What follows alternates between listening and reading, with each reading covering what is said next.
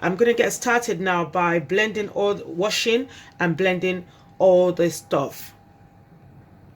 So to clean them, what I do is take the pepper. I always have a spare bag to hand. And what I do is cut the pepper open. I'm sure you all can do this. But what's important is that I don't want any wastage, so I make sure to take out every pepper as much as possible. And because we don't want to use too much water in blending the bell peppers, as bell peppers bell peppers are very watery on their own. People on diet intend to eat bell peppers on its own because it's filled with a lot of water. Very good for people on diet. So I cut a little to avoid using too much water and not to spoil my blender as well. So I cut it cut them very little.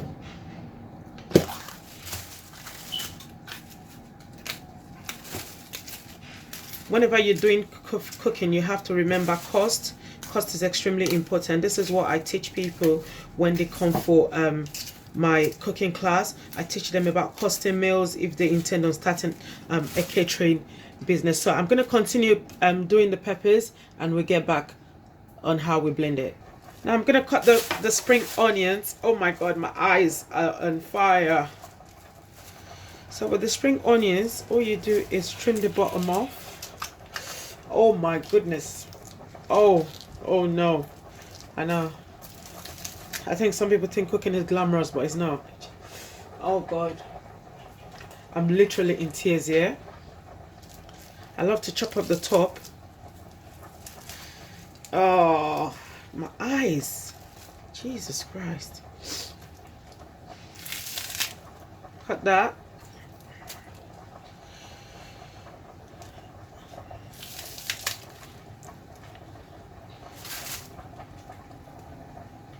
Whenever you're preparing food, you have to be very concerned about your costing, how you treat your peppers. Don't leave bulk of peppers here. That is just waste. You know, when you go to catering school, these are things they will teach you in catering school or in cookery school, whichever you call it. These are things they will teach you about costing, about knowing how many things you need for one person, knowing the quantity of food you need for one person and stuff. So it's important that you always remember to treat your vegetables properly. Don't say, oh, it's just vegetable, let me just cut it anyhow. No, it doesn't work like that. This is very important to me, that we educate ourselves properly when it comes to treating our vegetable properly. So I'm gonna wash the vegetables now, and we'll be back. To blend the peppers, I've got roughly 150 ml of water. I don't want it to be too watery. Remember what we said earlier about bell peppers being very watery. There's something you can do, which is basically blend the peppers, and when you blend it, reduce it, add more pepper, reduce it, add more pepper. It's just long. So for me, that is just long.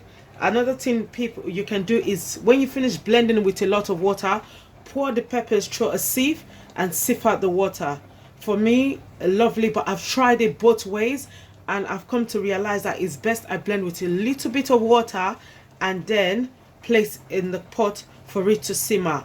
That way all the flavors from the water that you've thrown away is locked into the sauce, rather than when you sip the water out and then you're left with just the pulp of the peppers. So this might work for everyone, this might work for some, this might not work for some, but I've tried it both way, and I've come to the realization I'm better off blending it with very little water and letting it simmer to lock in flavor.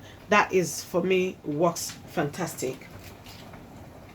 And what we just do is we're gonna pause the blender. Don't go ahead by adding too much peppers. It's important that you don't put too much peppers inside the blender.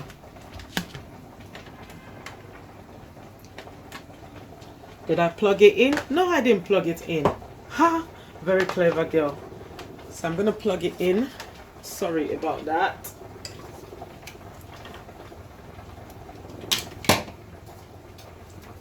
These are the things that you wouldn't get on edamame, whereby we just like I know I keep fighting with this blender every day.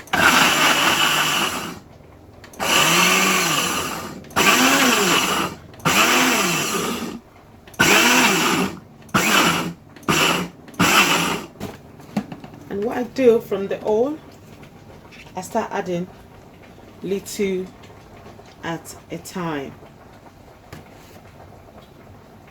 I start adding more, little at a time. Like I said, you can choose to do this. I'm gonna keep blending this just like how I'm doing now, and we come back for the next stage. So what I'm doing now is blending the last batch of the pepper. I'll show you the consistency it needs to be.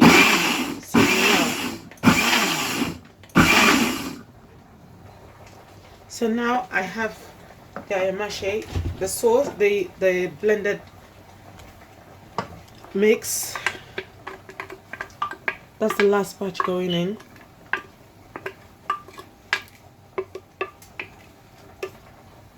So what consistency should it be in? This is what the consistency should be like. We don't want it fully blended, just about blended, roughly blended. Like I said earlier, for me, I wouldn't bother sieving to take out the water. I'd rather have the water cook to concentration, that the whole thing becomes really rich, rather than drain out the water and then you are just left with bland. So I know you can jazz it up with a lot of Maggi cube and salt and stuff, but I would rather not do that. That's just for me anyway. We're just gonna leave that to simmer for about 20 minutes or so, and then we'll come back to it.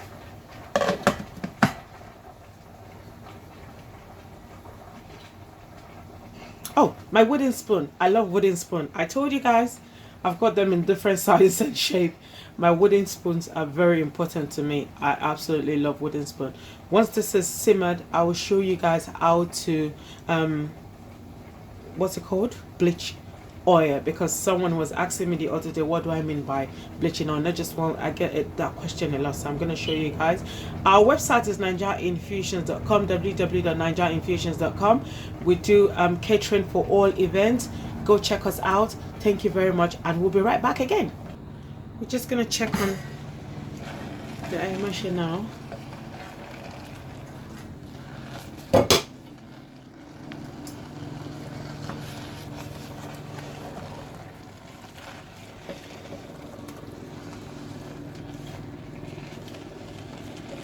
Wooden spoon is your best tool in the kitchen. We're not going to bleach the oil. This is extremely important. As you can tell, all my pots do have, they've been through a very a lot of cooking, because that is what we do. We cook for day in, day out. So I've got my oil. I'm using the Nigerian palm oil, and it's 450 ml of oil. Make sure your pot is dry before adding the oil. There are several ways you can bleach your oil. One is to leave it on the extreme low heat with a lid slightly on, not fully covered, just slightly on, and just let it go. That takes quite a lot of time. You'll be looking at roughly about an hour or so. It's just too long. The other one, and you will not be saving electricity money through that. The other way I also say you can do it is place the lid on. Mostly when you have kids, you can do this. When you have kids at home, you can really do this. It's really useful. You put the oil on the cooker. You place a lid slightly on the pot as well, and you put the heat on very high. That don't cover it fully, because when you cover it fully, instead of the smoke escaping, the smoke goes back into the sauce, into the oil. And when the smoke goes back into the oil, you will find that your sauce becomes really, really bitter. So never ever put the lid fully closed on. That is extremely important. Never put your lid fully closed. Always make sure it's partly open. The kids are not at home today. I love to bleach a lot of oil at the same time, but for the purpose of this tutorial, I'm not bleaching a lot of oil at the same time, because I want to get this done as quick as possible. So for this one, I'm just gonna leave the lid out and consistent one. I know sometimes people put paper inside to see if it's hot enough or it's changed color, or this one. But the thing is, with the oil, for you to know that your oil is done, you see all this foam, the foam at the top, they should disappear. Once they start disappearing, then you know your oil is getting ready. It will all disappear, and that's when you know, okay, I'm at that stage. And the other thing is, when the oil then goes into the sauce, the longer it cooks, it will start changing color. So if your oil is not perfectly bleached, don't be alarmed by it, but don't pour fresh oil straight into your ayamase, the smoke or something. Then you can put it into the sauce, but make sure the oil is cooled down before you pour it into the pepper blend. Otherwise, it's straight up disaster. We're just gonna let this bleach, and then we'll come back and show you guys the next stage. As you can see, the oil is still got foam, so it's not ready yet. We want the foam to really clear out. Once it's cleared out, then we know our oil is ready to be used. I always advise you, if you know you're someone who cook ayamase quite often, what you can do is bleach a lot of oil at the same time. Excuse me. Bleach a lot of oil at the same time. Pour it in the plastic. Once it's cooled down, pour it in the plastic and leave it in a cool place for up to 3 months. That way your house is not smelling of bleached oil. Your house is you're not having to do this all the time, inhaling smoke. So it is very important that you bleach much oil, so you don't have to keep doing it all the time. We're still going to wait for it to clear, and we move on. As you can see, the foam is almost completely gone, meaning our oil is almost ready.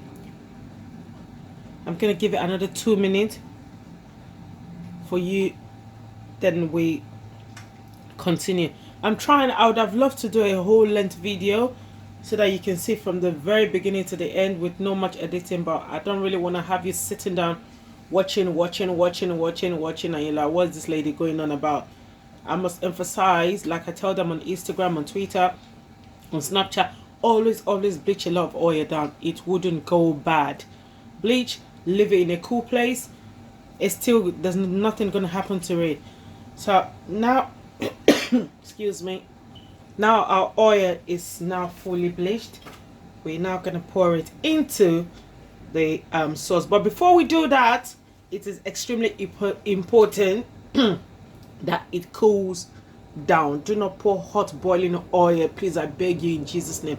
Do not pour it into wet stuff, otherwise it's pure accident waiting to happen. I beg you, please do not do. We're now adding the oil into the sauce. So is it compulsory for you to add iru, which is locust beans, or ogiri into ayamase? No, it's not compulsory. It's all about personal preferences. If you want it very local, why not? You can even add crayfish or smoked mackerel, what's it called, smoked prawn. You can add it. But for me, I'm just showing you guys the basic way of cooking. Because we are a catering company, we intend to do what the client wants rather than what we want to eat. If it were for me, I would just be throwing in a lot of things.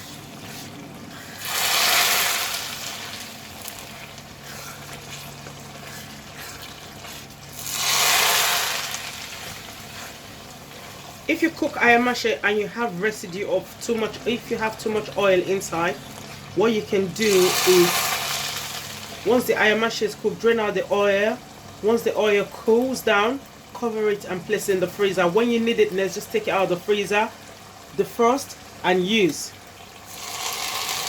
So as you can see, there's dirty underneath the pot.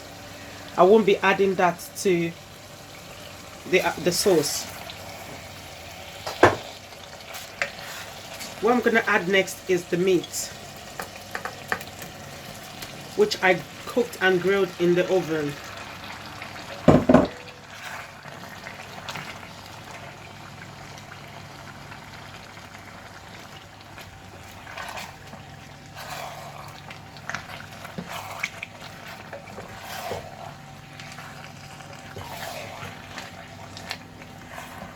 The other thing I'll be adding is the stock cube. You want to add salt, feel free to add more salt. The thing with ayamase, be very careful. When you first boiling the pepper, don't start adding the Maggi straight away, adding salt straight away. The longer you leave it to cook, the more concentrated it will become, which means the salt, the stock cube, the salt you put inside will become very, very salty because it's simmering down. So I'm using, this is what I'm using, 1 tablespoon. And this is how you measure things. Don't measure things and make it like this. No, don't do that. That's not 1 tablespoon. That is like 10 tablespoons. So we need 1 tablespoon and half. That's all I need. I'm going to give it a good stir.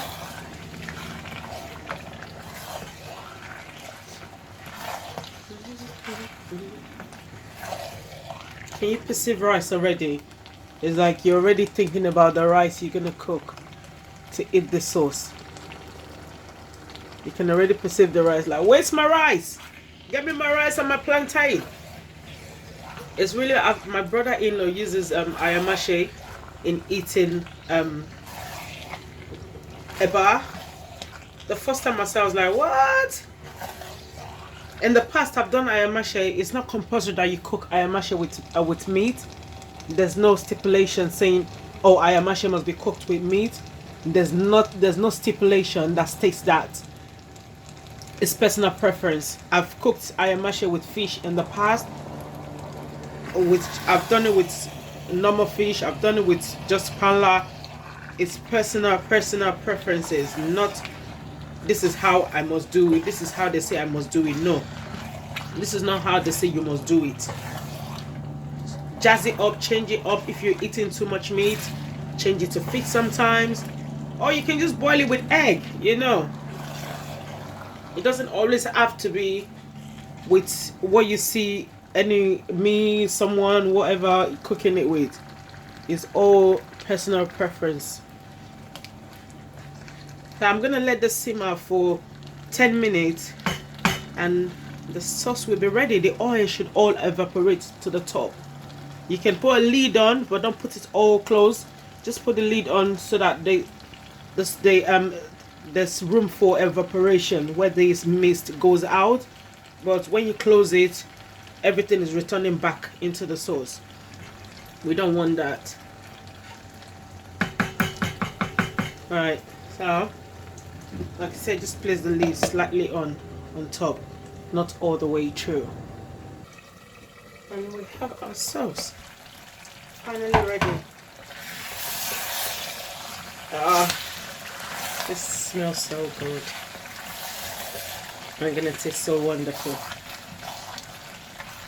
Time to serve. Show you the final plating. I'm not gonna boil any rice for this or fry any plantain for this because there's no mine to keep.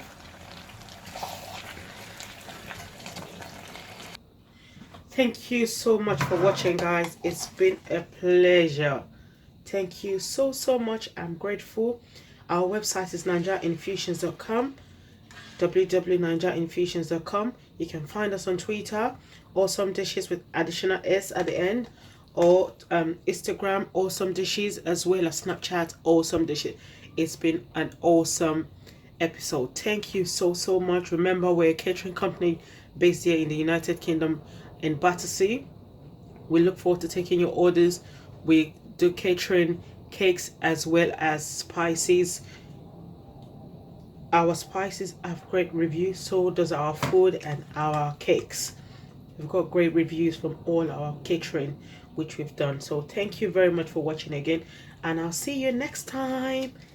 Bye. Thank you so much.